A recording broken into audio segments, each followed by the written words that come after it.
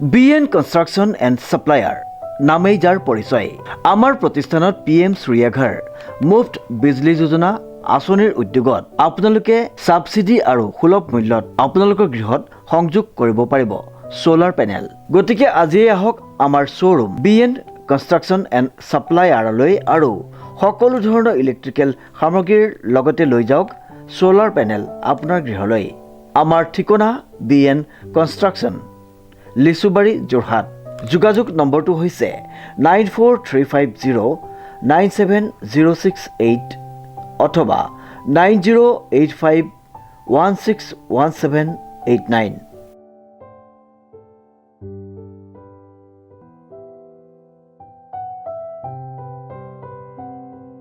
নমস্কাৰ, নিউজৰ বাতৰিলৈ স্বাগতম জনাই ষ্টুডিঅ'ৰ মজিয়াত মই পল দাস।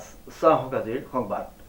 ঢকুৱাখানাৰ ঐতিহাসিক শ্ৰী শ্ৰী বাসুদেৱ থান নৰোৱা সত্ৰত তিনিদিনীয়াকৈ অনুষ্ঠিত হ'বলগীয়া দৌল উৎসৱৰ প্ৰস্তুতি তুংগত। নিউজ নাওৰ এক ৰিপৰ্ট। ঢকুৱাখানাৰ ঐতিহাসিক শ্ৰী শ্ৰী বাসুদেৱ থান নৰোৱা সত্ৰত তিনিদিনীয়াকৈ অনুষ্ঠিত হ'বলগীয়া দৌল উৎসৱৰ প্ৰস্তুতি তুংগত। উল্লেখযোগ্য যে ঢকুৱাখানাৰ ঐতিহাসিক শ্ৰী শ্ৰী বাসুদেৱ থান নৰোৱা সত্ৰত বিগত বৰ্ষসমূহৰ দৰে এই বৰ্ষতো পৰম্পৰাগতভাৱে অহা 13, 14 আৰু 15 মাৰ্চ বৃহস্পতি, শুক্ৰ, শনিবাৰে তিনিদিনীয়াকৈ উলহ মালহেৰে অনুষ্ঠিত হ'ব দৌল উৎসৱ। অস্থায়ীভাৱে স্থাপন কৰি পুনৰ বাসুদেৱ বাটচোৱাৰ পৰা আনি আমাৰ বাসুদেৱ থান নৰোৱা সত্ৰৰ মন্দিৰত স্থাপন কৰা হয়।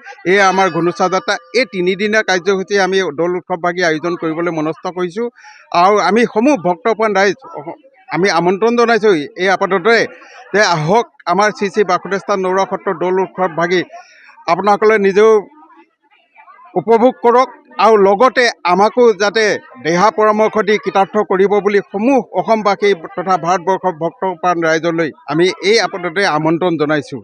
আৰু লগতে আমাৰ বাণিজ্য মেলাও আমাৰ থাকিবই। তিনিদিনীয়া কাৰ্যসূচীত আমাৰ বাণিজ্য মেলাও থাকিব।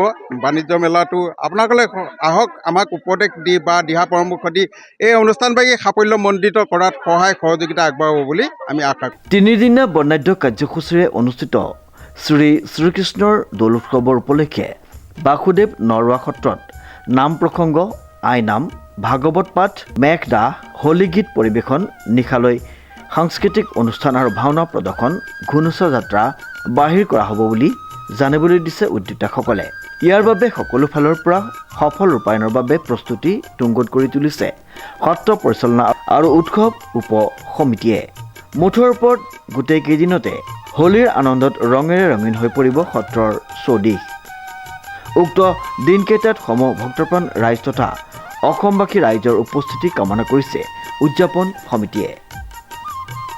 ঢকুৱাখানাৰ পৰা জিন্তু কোচৰ এক বিশেষ প্ৰতিবেদন, নিউজ নাও।